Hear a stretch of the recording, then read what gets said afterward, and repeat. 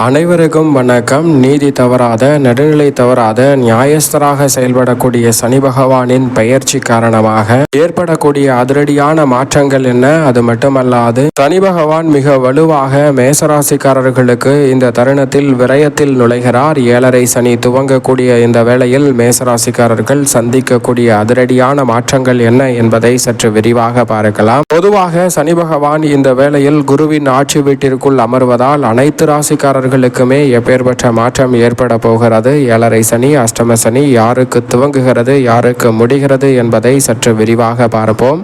ஒரே இரவில் கோடீஸ்வர யோகத்தை உருவாக்கி கொடுக்கக்கூடிய வகையில் சனி பெயர்ச்சியானது எப்படி அமைகிறது என்று பார்க்கும்போது சனி பகவான் மிக வலுவாக ஆட்சி பலத்தை இழக்கிறாருங்க. இந்த வேளையில் மார்ச் மாதம் 6ஆம் தேதி முதல் ஆட்சி பலத்தை இழக்கும் சனி பகவான் குருவின் ஆட்சி வீடாக இருக்கக்கூடிய மீனராசியில் வலுவாக அமர்ந்து வலம் பெற போகிறார். சுமார் அடுத்த 2.5 ஆண்டு காலம் அந்த இடத்தில் வலம் பெற போகிறாருங்க. குருவின் ஆட்சி வீடான மீனராசி சனி பகவானுக்கு சம வீடாக பார்க்கப்படுகிறது. சனி பகவானின் சம வீடாக இருக்கக்கூடிய குருவின் வீட்டில் சமபலம் பொருந்திய அமைப்பில் சனி பகவான் வலம் வருவதால் ஒரே இரவில் கோடீஸ்வர யோகத்தை எந்தெந்த ராசிக்காரர்களுக்கு ஏற்படுத்தி கொடுக்கிறார் என்று பார்த்தால் சனி பகவான் மிக வலுவாக கோடீஸ்வர யோகத்தை தனது சஞ்சார அமைப்பில் அதீத நன்மைகளை அள்ளி கொடுக்கும் 3, 6, 10 மற்றும் 11 ஆகிய 4 இடங்களுக்கு அபரிவிதமாக ஏற்படுத்தி கொடுக்கிறார். அதே போன்று சில மாற்றங்களை தடுமாற்றம் இருந்தாலும் முன்னேற்றம் நிறைந்த வகையில் மாற்றிக்கொள்ளக்கூடிய வகையில் 5, 9 ஆகிய இடங்களில் வலம் வரக்கூடிய ராசிக்கும் மாற்றிக் கொடுக்கிறாருங்க.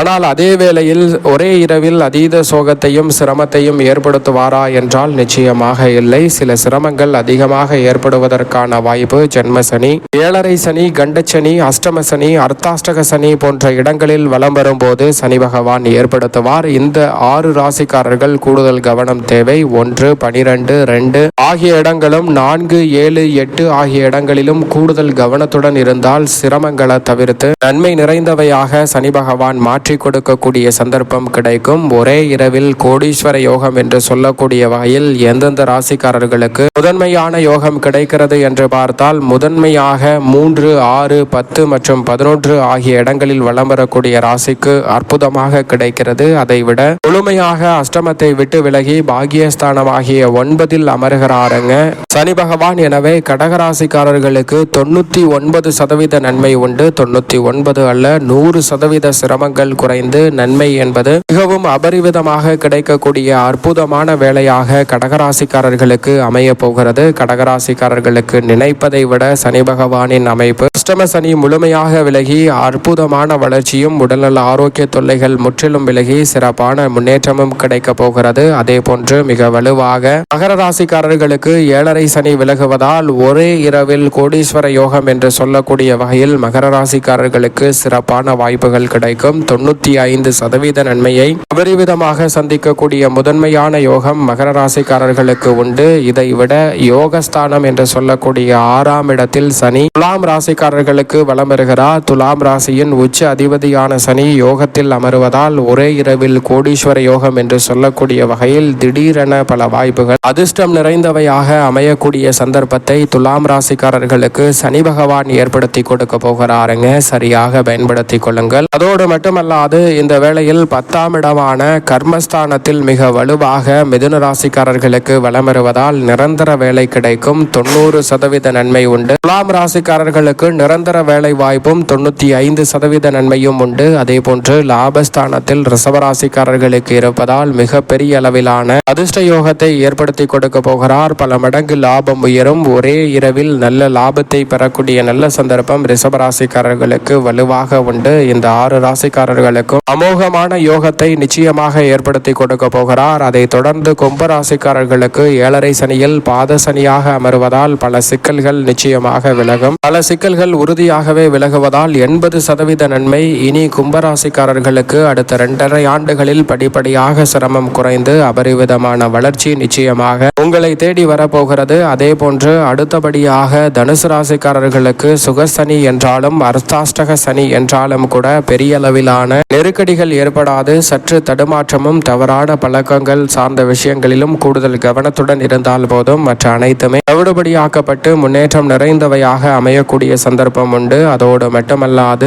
இந்த வேளையில் மிக வலுவாக 7.5 சனி துவங்குகிறதுங்க. மேசராசிக்காரர்களுக்கு 7.5 சனி துவங்குவதால் அதிக கவனத்துடன் இருக்க வேண்டும். 50% நன்மை தீமை கலந்த ஒரு அமைப்பாக பார்க்கப்படுகிறது. அதே போன்று கண்டச்சனியாக இருக்கக்கூடிய கன்னிராசிக்காரர்களும் அதிக கவனத்துடன் இருக்க வேண்டும். 55% நன்மையை கொடுக்கக்கூடிய ஒரு அமைப்பில் தான் இருக்கிறார். இந்த இரு மற்ற ராசிக்காரர்களை விட இந்த இரு ராசிக்காரர்கள், அதாவது சிம்ம ராசி மீன ராசி இரண்டும் அதிக கவனத்துடன் இருக்க வேண்டும். அஷ்டம சனியாக சிம்ம ராசிக்கும் ஜென்ம சனியாக மீன ராசிக்கும் இருப்பதால் பொருளாதார ரீதியான சிக்கல் வரலாம். உறவுகளுக்கிடையே பல நெருக்கடி வரலாம். எனவே பல சிரமங்களையும் நெருக்கடிகளையும் தவிர்த்து முன்னேற்றம் நிறைவாக பெற வேண்டும் என்றால் உறுதியாகவே இந்த வேளையில் அதிக கவனத்துடன் மற்ற ராசிக்காரர்களை விட மீன ராசிக்காரரும் மற்றும் சிம்ம ராசிக்காரரும் அதிக கவனத்துடன் செயல்பட்டால் மட்டும்தான் சிறப்பான நன்மையை பெற்றுத்தரக்கூடிய சந்தர்ப்பத்தை உருவாக்குகிறார் என்பதை சனி ஏற்படுத்தி கொடுக்கிறாருங்க. இப்படி சனி பகவான் 12 ராசிக்காரர்களுக்கும் அவர் சஞ்சரிக்கும் இடத்தை பொறுத்து அதிரடியான மாற்றத்தை ஏற்படுத்தினாலும் உங்களது ராசிக்கு எவ்வளவு சிறப்பான மேன்மைகளை ஏற்படுத்தி கொடுக்க போகிறார். சாதகமற்ற சூழல், சாதகமான சூழல் என்றாலும் எவ்வளவு சிறப்பான வாய்ப்புகள் இந்த வேளையில் உங்களது ராசிக்கு வலுவாக கிடைக்க போகிறது என்பதையும் சற்று விரிவாக பார்க்கலாம்.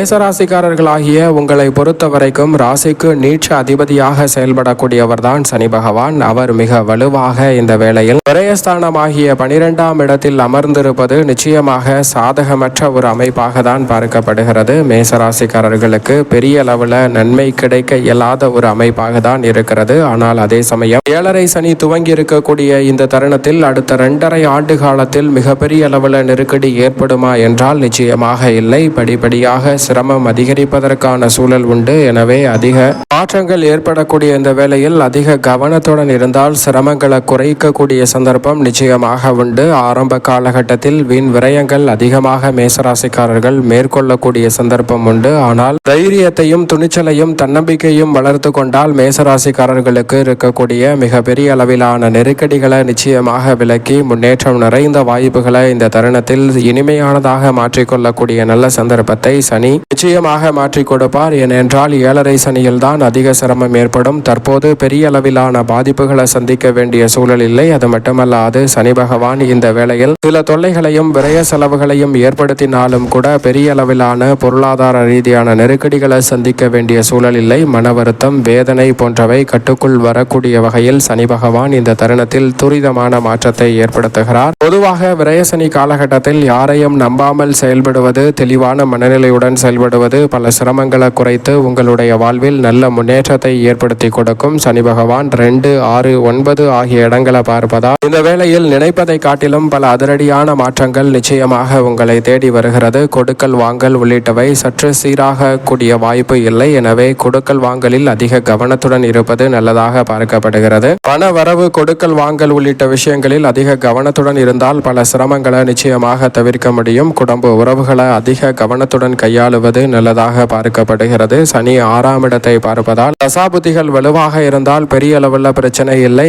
என்றால் தேவையற்ற பகை உணர்ச்சி அதிகரிக்கக்கூடிய சந்தர்ப்பம் உண்டு. அதே சமயம் இந்த தருணத்தில் மிகப்பெரிய அளவிலான முதலீடுகளை நிச்சயமாக தவிர்ப்பது நல்லது. எதை செய்தாலும் ஒரு முறைக்கு இருமுறை யோசித்து செயல்படுவதால் மேசராசிக்காரர்களுக்கு வழக்குரிய பல சிரமங்களும் சிக்கல்களும் நிச்சயமாக நல்ல முடிவிற்கு வரும். அதே வேளையில் சனி 9ஆம் இடத்தை பார்ப்பதால் பல பிரச்சனைகளை பங்கிட்டுக் கொள்ளக்கூடிய சந்தர்ப்பம் உருவாகுவதோடு வீண் பலிகளை மேற்கொள்ளக்கூடிய சந்தர்ப்பமும் இந்த தருணத்தில் உண்டு. எனவே அதிக கவனத்துடன் இருப்பது நல்லது. வீடு வாங்குதல், வீடு விற்தல் போன்ற பணிகளில் அதிக கவனத்துடன் இருந்தால் தேவையற்ற விரயங்களை நிச்சயமாக சந்திக்க முடியும். சனி பெயர்ச்சி சுமார் 2.5 ஆண்டு காலகட்டத்தில் குரு இருமுறை முயற்சியை சந்திக்கிறார். அந்த இரு தருணங்களுமே மேசராசிக்காரர்களுக்கு அமோகமான யோகங்களை உருவாக்குவதால் நிச்சயமாக விரயத்தில் பெரிய அளவிலான பாதிப்பு நிச்சயமாக இல்லை. எனவே நல்ல மாற்றங்கள் நிச்சயம் உங்களை தேடி வருகிறது. பெண்மணிகளுக்கு மன அழுத்தமும் வேதனையும் சற்று அதிகரிப்பதற்கான சூழல் உண்டு. எனவே பெண்மணிகள் மனதை அமைதியான சூழலில் வைத்துக் கொள்வது நல்லதாக பார்க்கப்படுகிறது.